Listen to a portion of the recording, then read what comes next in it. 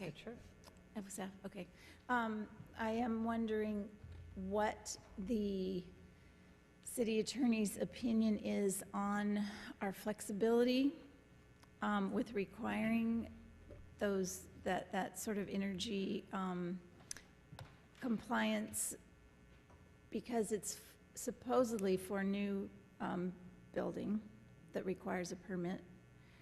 And our granny flats, they're not new, but when you upgrade them, they do require some sort of building upgrades that do require permits. So we're sort of caught in this weird space here. So would you like to wait to address that in our future meeting, or? No, I think that Mr. Stuffler and Mr. Bowerly are both prepared to address what we know about when energy code compliance is required. Okay, thank you. Thank you. Maybe I could bounce off the email that all of you received from a member of the public talking about Sean Huff, who works for the State Housing and Community Development Department. And so I spoke with Mr. Huff, and he clarified that he told the member of the community exactly what he told Mr. Stuffler, which is that he believes that the state housing law, and that's the law that he knows and that he administers in his professional capacity, does not necessarily require energy code compliance for second units. That said, he advised Mr. Stuffler to get in touch with the California Energy Commission. And once Mr. Stuffler did, he was directed to Public Resources Code section 25402.1G1. Anyway, that is in the Public Resources Code. That's not in the Health and Safety Code. So that's not the housing law, that's energy law. And what it says in there, it basically mirrors what's in the housing law, and saying that the building standards that are in effect at the time that you apply for a building permit, those are the codes that apply to that construction. And so what you've got is both in the Health and Safety Code, the Building Standards Law, as we've laid out for you before in a memorandum, and also now the Energy Code. Both of them say if you're getting a building permit, you have to comply with the codes, including the Energy Code, that are in effect at the time you apply for that permit. And how, to get nitpicky here, how do you define what type of building permit does that apply to? Is that a building permit for a brand new building, or is that a building permit to repair your roof? Is any kind of building permit that you need to get for any particular repair put you into the slot of needing to do all the energy upgrades that would be required in a new building? So the state housing law is real clear on that. It's the intent of the state housing law that existing housing can be maintained without retroactive code compliance.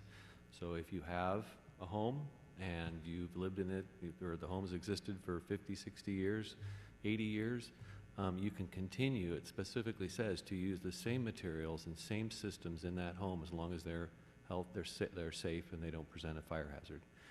So that, in that regard, energy code compliance would not be something pushed off retroactively onto anybody that's altering an existing home.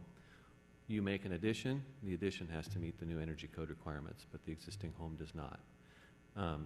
Now, if you in the energy code and in state housing law, it's real clear. If you change the use of a building from something other than residential use, like a garage or a shed, or a patio, to an enclosed livable space like a dwelling, then you have to meet those requirements in effect at the time the building permit application is made, and that would include energy code compliance. And then the energy code itself talks about what is construction, and it breaks down how you deal with existing buildings that change use into a residential use, and they're very clear on what's required. And we've called the State Energy Commission and talked to their chief counsel, which is their legal department. In fact, about 6 o'clock this evening, I got a phone call from one of their attorneys, Galen LeMay, And we talked for about 20 minutes about this. I said, I want to make sure I got it right. I'm going to my city council, and I want everybody in the public that hears me to know that if they call your office, they're going to get the same answer. And he said, yes, you've got the right understanding, and we'll put that in writing to you in January when their staff all returns back from their winter breaks and vacations. So we're looking forward to getting that in the first part of January. Change of use would apply to a second unit that was built in 1930 and used as a second dwelling unit, and it's still being used as a second unit dwelling unit, but it's going for a permit now, and it didn't have a permit before? I mean, how is that a change in use? So the use is established by the building permit.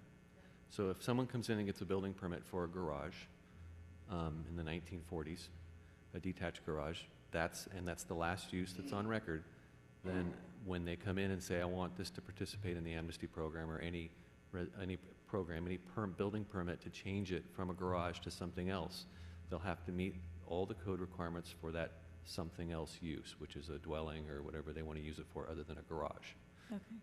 Because at the time that they built the improvements, they didn't get any permits for any of it, right?